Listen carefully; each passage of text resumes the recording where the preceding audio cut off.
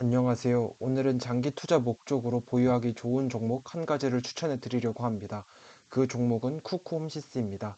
결론부터 간단하게 말하자면 쿠쿠홈시스는 장기적으로 보유했을 때 좋은 주식이라는 뜻입니다. 지금 당장 시드를 몰빵해서 사라는 얘기가 아닙니다. 월급을 받을 때마다 매달 적립식으로 사거나 분할해서 매수하는 것을 추천드립니다. 이제 쿠쿠홈시스가 어떤 회사인지 간단하게 설명해 드리고 왜 장기적인 관점에서 투자하기 좋은지 우려되는 점은 무엇인지 설명하겠습니다. 우리가 쿠쿠라고 했을 때 가장 먼저 떠오르는 상품은 아마 밥솥일 겁니다. 그렇지만 쿠쿠홈시스는 밥솥과는 큰 관련이 없습니다. 쿠쿠는 물적 분할을 통해서 쿠쿠전자와 쿠쿠홈시스로 나누어졌습니다. 간단하게 설명하자면 쿠쿠전자는 밥솥과 에어프라이기 등 주방에서 쓰이는 용품을 만드는 회사이고 쿠쿠홈시스는 정수기, 공기청정기, 비데 등 생활 가전을 만드는 회사입니다. 쿠쿠홈시스는 2024년을 기준으로 가전제품 판매업에서 7,500억, 가전제품 렌탈 사업에서 3,100억 원의 매출이 발생하였습니다. 이제 쿠쿠가 왜 장기적으로 투자하기 좋은지 설명해 드리겠습니다. 첫 번째로 렌탈 사업이 성장기에 있습니다. 아래 보이는 표는 렌탈 사업의 독보적 1위 기업인 코웨이의 매출액과 영업이익입니다. 표에서 보시는 것처럼 2020년 3조 2천억이던 코웨이의 매출은 지속적으로 우상향을 하여 2024년 4조 3천억이 된 것을 보실 수 있습니다. 그리고 이뿐만 아니라 우리 주변을 둘러보아도 비데, 정수기, 공기청정기 등 우리가 확실히 이전보다 많은 항목을 렌트하고 있는 것을 확인하실 수 있을 겁니다. 두 번째로 저는 국내 가전 사업의 전망이 밝다고 생각합니다. 우선 가전 수요의 중요한 부분인 신혼가전 수요가 앞으로 증가할 것으로 보입니다. 2024년 통계청의 혼인 이혼 통계에서 보듯 2022년 바닥을 찍은 혼인 건수가 23년, 24년 반등에 성공했습니다. 그리고 저는 이것이 장기적으로 이어질 것이라고 생각합니다. 그리고 대체적으로 많은 전문가 분들도 이제 혼인 건수는 반등 추세에 있다 이런 전망들을 내놓고 계십니다. 국내 가전 사업이 밝은 두 번째 이유는 사람들의 소비 습관이 분명히 변했습니다.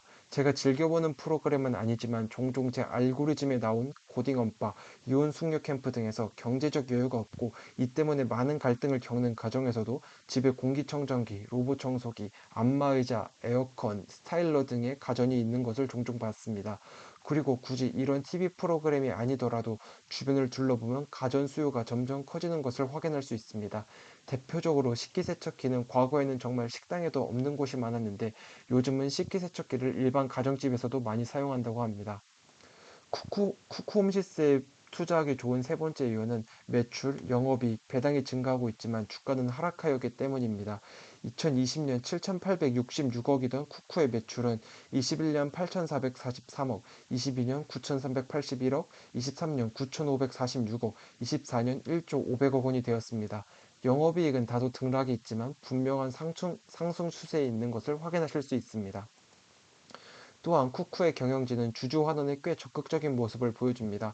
쿠쿠 홈시스의 배당은 2020년 600원, 21년 650원, 22년 700원, 23년 800원, 24년 1000원이 되었습니다.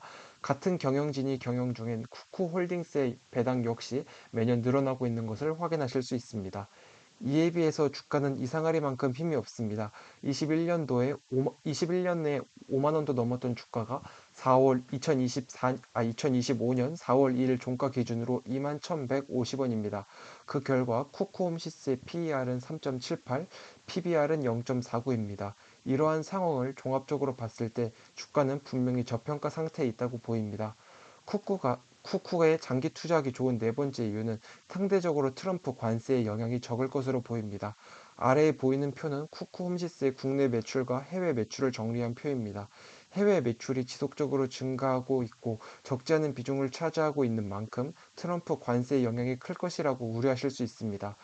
2024년 해외 매출 4천억 중 미국의 비중이 얼마인지 정확하게 공시가 되지 않았으나 제 개인적인 생각으로는 미국의 비중이 상당히 낮을 것으로 보입니다. 그 근거는 쿠쿠의 해외 종속회사 현황입니다. 보시면 쿠알라룸푸르에 있는 종속회사의 자산 현황은 대략 5천억인데 반해 미국의 종속회사의 자산 규모는 600억 수준에 불과합니다. 그리고 실제로 여러 뉴스를 보면 쿠쿠라는 기업 자체가 동남아 시장에 많은 공을 들이고 있지 미국에 열심히 공을 들이고 있지는 않은 것으로 보입니다. 즉 트럼프의 관세 영향에서 그만큼 자유롭다는 뜻입니다. 다만 우려되는 점은 있습니다. 바로 렌탈 사업의 매출이 다소 불안정하다는 점입니다. 지금부터 보실 표는 순서대로 2020년, 2021년, 2022년, 23년, 24년의 쿠쿠 홈시스의 부문별 매출입니다. 2020년 당시만 해도 쿠쿠의 렌탈 매출은 5,500억이었습니다. 그러나 21년 3,800억으로 줄었고